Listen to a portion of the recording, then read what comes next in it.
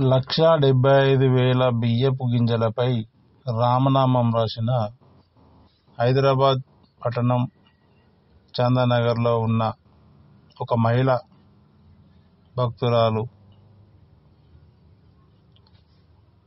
ఇదే కాకుండా